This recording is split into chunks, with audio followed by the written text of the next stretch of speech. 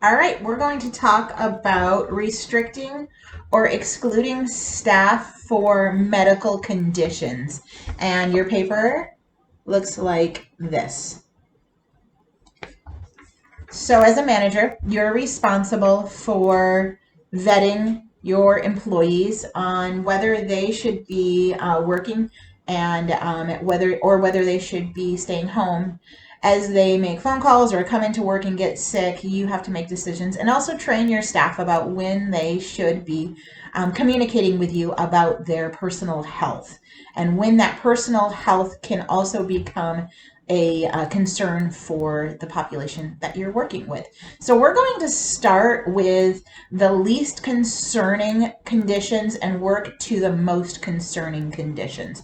So if you have an employee who has a sore throat with a fever, you are responsible. Now, I want to say that these are according to the ServSafe book. I'm training you for the test. Now, in reality, we know that kitchens are crazy places to work, and that oftentimes the unspoken rule is that you go to work and unless you're dying and on your deathbed, you need to be there. And you know from experiences that that is how kitchens usually function. I'm training you for your test.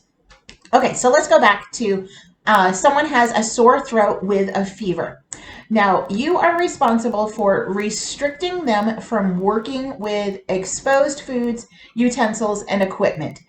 My question is, so what are they doing? I'm not really sure, but those are the things that they cannot do. Now, if you work with high risk populations, so we're talking about the elderly, the young preschool age, or people with compromised immune systems, then someone with a sore throat and a fever needs to be excluded from the operation. And that's the kind of wording that they'll use. So that means that they cannot come to work with a sore throat and a fever. And according to your book, they can return when they have a written release from a medical practitioner, a doctor or a nurse practitioner, whoever is able to fill out that medical form. I don't see this happening very often in the real world, but I'm training you for the test. Okay, now let's go on to the next one. If someone has a persistent sneeze, cough, runny nose, or any type of discharge from their nose, their mouth, their eyes, you need to restrict them from working with exposed foods, utensils, and equipment. And that is where that one just kind of ends. Okay, now let's go on to other symptoms such as vomiting, diarrhea, or jaundiced. So let's talk first about we're going to be excluding people with these types of symptoms from our operation. So they cannot come in. So vomiting and diarrhea, they have to meet two requirements before they can return to work. They cannot have any symptoms for 24 hours. So symptom free, 24 hours.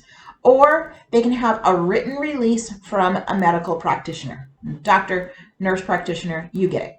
Okay, now if they are jaundiced, now you'll remember that when we talk about someone being jaundiced, this could be a concern because it may be an indication that they have hepatitis A. And so you'll notice that we are actually getting pretty serious here. So we must report this to our regulatory authorities. So you're talking with your health inspectors. They need to have a written release from their medical practitioners, and they must be approved by the regulatory authorities before they can return to work. So 3 things are happening if someone is jaundiced. They're excluded from work, you're working with your regulatory authorities, and they're also working with a medical practitioner. And so those are the types of terms that I want you to be familiar with because you'll see these on your test. Okay, now let's go on to the most restricted environment. If someone is vomiting or diarrhea, or they are diagnosed with one of the big 6. So you remember our big 6 are our bacterias and viruses. So we've got hepatitis A, norovirus, Shigella, non-typhoidal, salmonella. So you get the idea. Any of those, we have 3 things that we need to do if they have been diagnosed.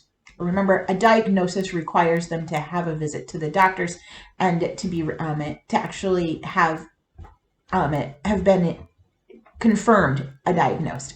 And so you have three things that we're going to do. We're going to exclude them from the operation. We're going to report them to the regulatory authorities. And we're also going to work with a medical practitioner. So it's the same thing as when someone is jaundiced. So as you can see from this list, we're working from the least concerning to the most concerning. And what do we do in each of those situations?